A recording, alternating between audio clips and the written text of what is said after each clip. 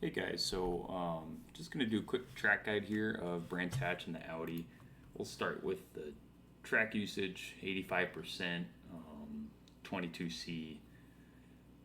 Pretty windy actually, but I just booted this up through the league session, so if you do that, it'll at least spit you close. I didn't look to see if it would give you,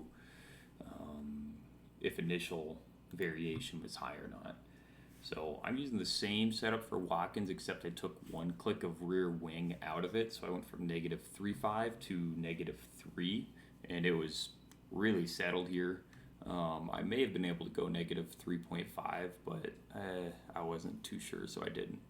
As far as laps, 32.2, I actually ran two identical laps, kind of funny.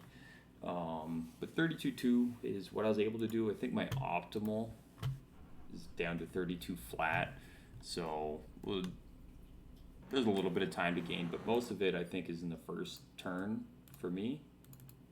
So anyhow, well, all things considered, we'll just kind of get rolling.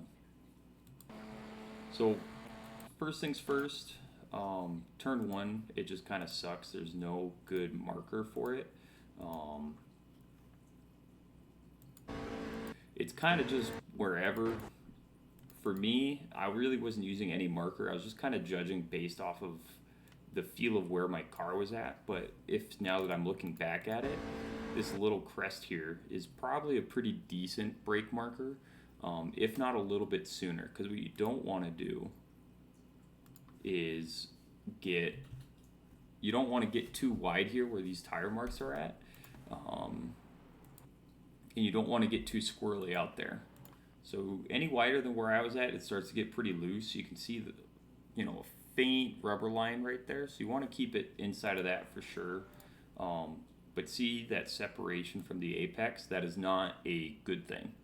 So that was pretty detrimental to my time. I think I lost about a tenth through here on my optimal, just because I was a little bit off this apex, and all of that was caused by braking a little bit too late.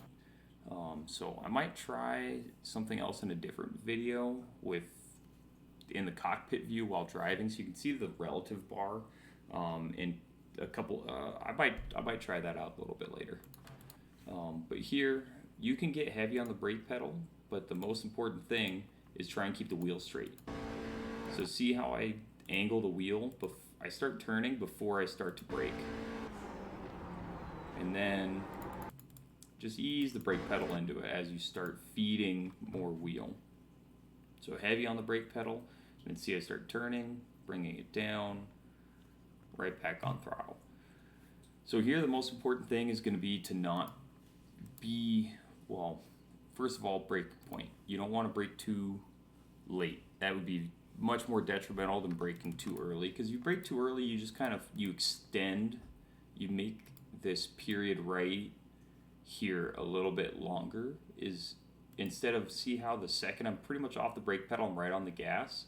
What would end up happening if you broke too early is you'd be going slower, so you would have to spend more time coasting to wait for your car to get to the right spot in the turn, because no matter how slow you're going, if you get on throttle here, you're going to push wide. Like, it doesn't matter if you're going, in this example, 130 kilometers an hour, you're going to push wide, just the nature of these cars.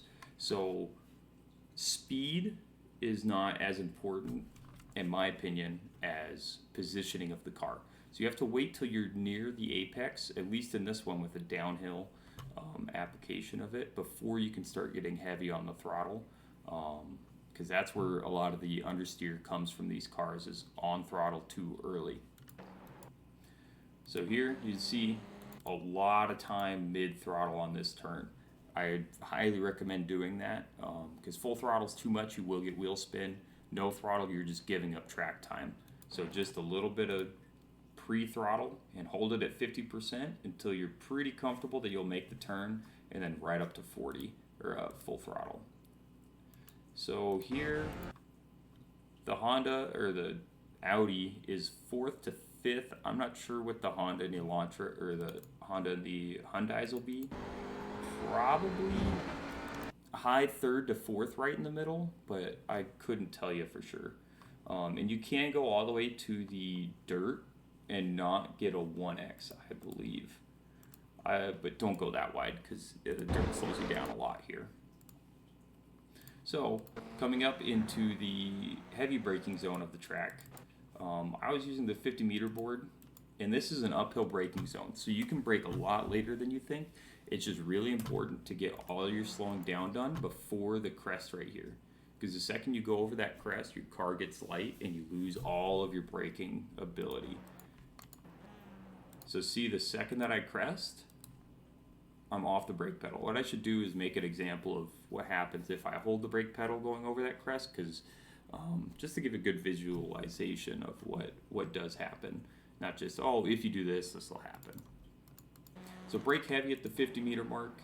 Start turning your car in, because what you don't want to do is have the car straight over this crest.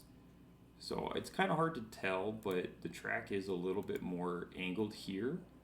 See how it's high, it slopes down? So what you want to do is shoot for right there, so you get you have the negative camber effect. Whatever, yeah.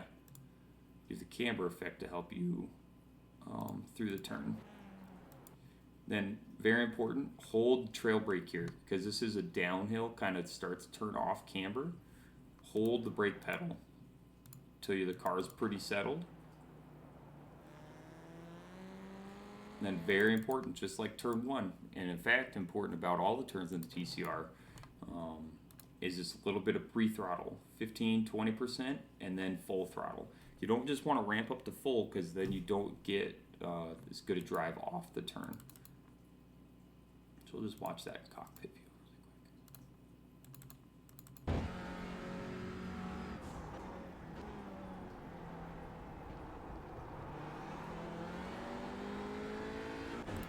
So most important thing there, don't drive too fast in, because you will lose 2 to 3 tenths just by overdriving into that turn.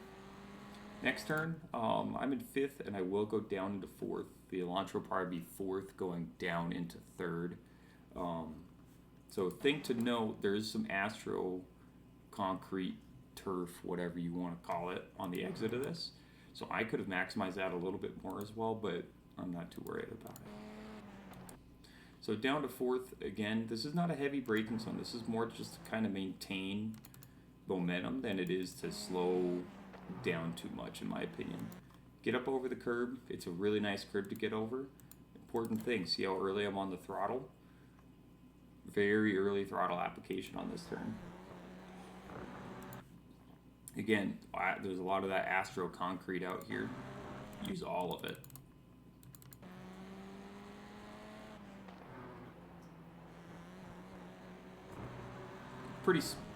Fairly straightforward. Now this next turn I think is the second hardest on the track.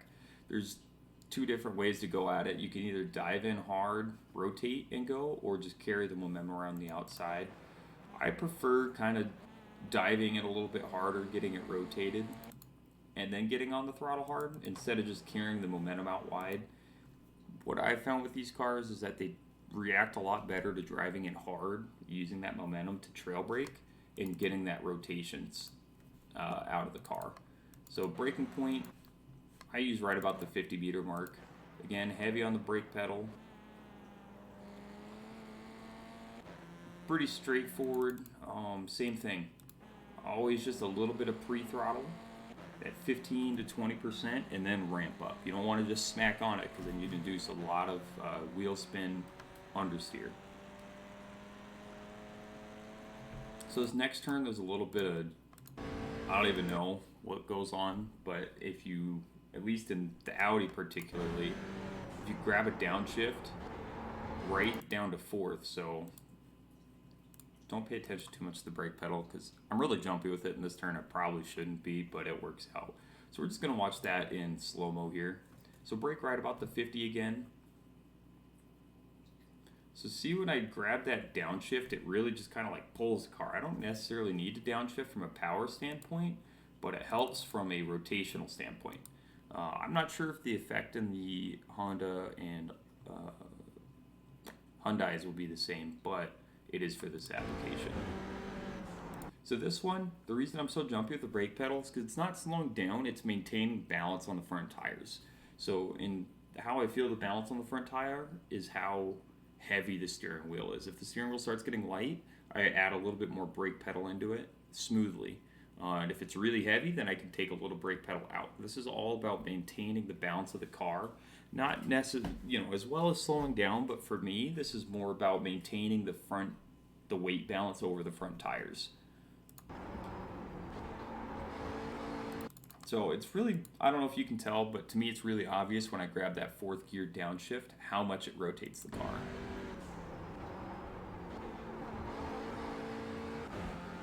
Right back on it. So again, I'm not sure if that's going to be applicable for the Elantras in Honda, but you'll find out.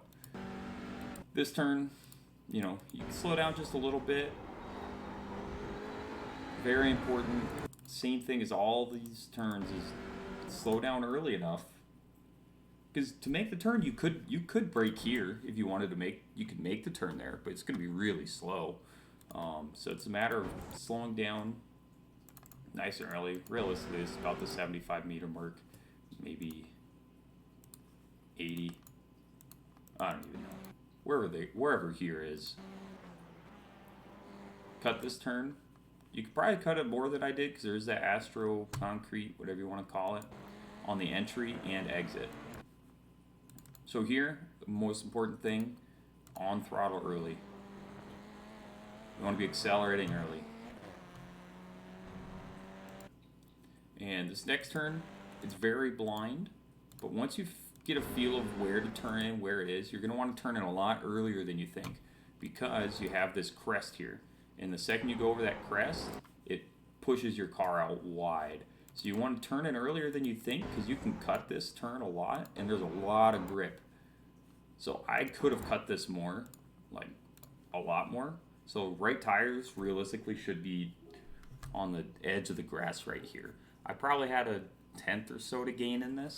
But again, most important thing, brake pedal pre-throttle. You want to get on your throttle early.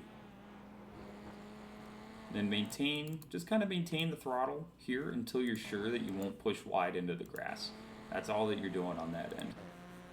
Next turn, guess what I'm going to say? Same exact thing. This one's just a little bit more straightforward and you have a lot of grip with this camber. Brake earlier than you think. Turn in a little earlier than you think. Then you can get on throttle earlier than you can think. It's all about just sequencing those events all perfectly. Is slow things down, do things a little bit earlier than you ever think you would, and the pace will come to you.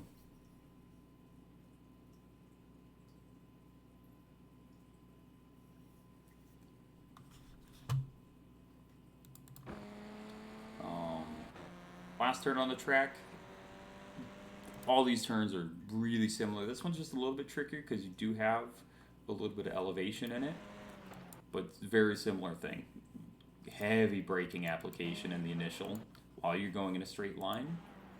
Taper off, pre-throttle, and away you go. So we'll just watch that back in real time here in the cockpit view.